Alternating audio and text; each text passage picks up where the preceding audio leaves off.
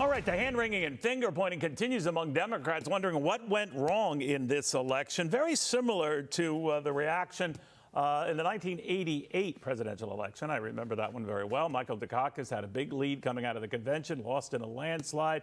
Democrats are left to wonder, will we ever get out of this rut? They did 4 years later with a guy who moderated his tone and the party's approach and took on some sacred cows in that party. That was Bill Clinton then, Doris Kearns Goodwin, historian extraordinaire, the leadership journey, how 4 kids became president, with us right now. Doris, we can learn that we get stuck in the moment, right? And the moment right now for a lot of Democrats is anger and recrimination and finger pointing and blaming, that they're doomed.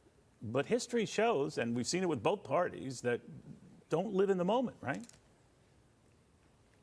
Absolutely. I mean, I think the most important thing that the Democrats have to take away from this loss is that they lost the working class base. And that's been the foundation of the Democratic Party ever since FDR, but for the exception of Ronald Reagan, who got those Reagan Democrats. Yeah. And I think people have been saying, I think the working class felt invisible. They felt forgotten. In the great speech that FDR gave in 1932, he talked about that forgotten person. You know, he said it was like Napoleon, who forgot his infantry at the Battle of Waterloo and just used the cavalry, you know, the fancy cavalry. And then he said we have to deal with those people. At the same time, I think LBJ, when he won big in 1964, he said what the ordinary person want is not sort of a big debate on issues. They want to be able to take Molly and the kids on a vacation. They want to be able to have a roof on their head, a little music in the house, a little Medicare for the kids, ordinary daily life.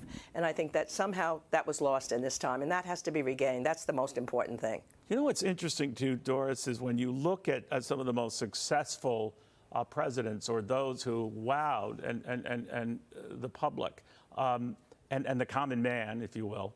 FDR, who came from a lot of money, one of the richest families in the country. John F. Kennedy came from a lot of money, one of the richest families, influential families in the country.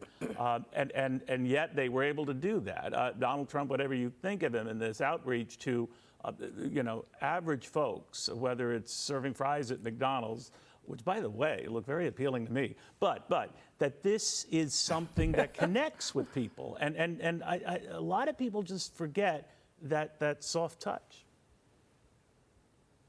No, I think you know what it was. When you think about FDR and you think about Teddy Roosevelt in particular, you're right, from very privileged backgrounds, but they were fighters. They were fighters for the ordinary man, and they had that fighting spirit. I mean, there's a lecture, a speech actually, that FDR gave in 1936 where he said, there's enemies out there who hate me, and I return that hate. I mean, it was a real fighting speech about the need to deal with the bankers and the businessmen that were taking away his New Deal programs.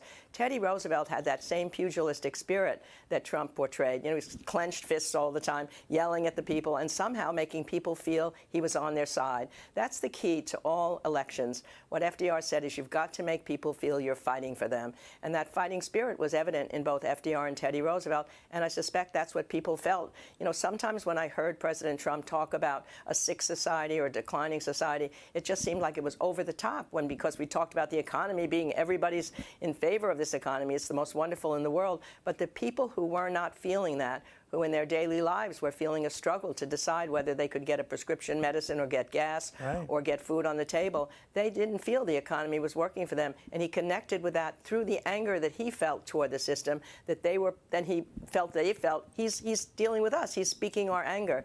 And that's the skill of a politician, and that worked this time. You know, and it's, as you've reminded me, it's not what you know, it's what you feel, and tell other people what you feel. I always remember George Herbert Walker Bush when he was running for re-election in 1992 and kept assuring people the economy was turning around. It turns out he was right, that we were coming out of that recession a little too late for people to appreciate it. For him, and Bill Clinton came in. But I always thought the approach they took at the time was wrong, just as the Biden administration's approach to say, look at the numbers, they're good, they're getting better, you trust me on this. But average folks weren't feeling it, particularly when it came to paying more for a lot of things at the store. And his message, I don't know if this was his intention, clearly wasn't, to say it's not so bad, almost like this, you're imagining it. Well, the hell I'm imagining it, right? And that hurt. And I wonder if it hurt the Democratic Party to state that we're well on our way. This is something you're way overstating, and the media is way overpounding. What do you think? Yeah, you're right. I mean, I think elitist analysts understand the economy is improving. It's getting better. The numbers are not really that bad. They're actually better. But the economy is just a word. What Right. people feel in their daily life is what happens when they wake up in the morning, when they go to the store, when they go to bed at night, anxious about things. I mean, that's the real key, I think. You know, the really interesting thing, though, is now there's a huge Republican blowout. There was a huge Democratic blowout in 1964, and LBJ intuitively understood not to take that for granted. He went before his staff shortly after he'd won 15 million votes, the most in a long period of time. He said, you know what, get on your asses and get my program going now, because I'm going to start to lose votes.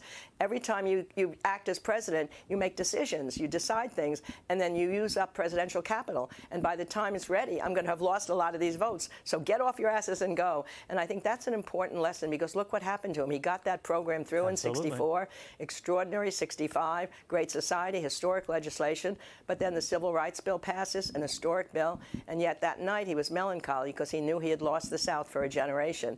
And then the war in Vietnam comes, the campus violence, the riots in the streets, and by 1968, Nixon is talking about a forgotten man once again. So we see these boom and busts of presidency, and so much of it is determined on both culture and economics, and nobody can take for granted either the victory they had or the loss they have. They just keep fighting and building up. That's what it should be about. Each party that loses should try and make itself better, appeal to the people better. The party who wins have to understand that they have to keep doing that if they're going to keep in power and keep that capital going. Depends on what they use that huge majority for. That's the real decision. You don't want to get ahead of your skis, right? My dad would always tell me, Neil, stay humble, because in your case, it'll come in handy. In other words, you don't get too arrogant early on.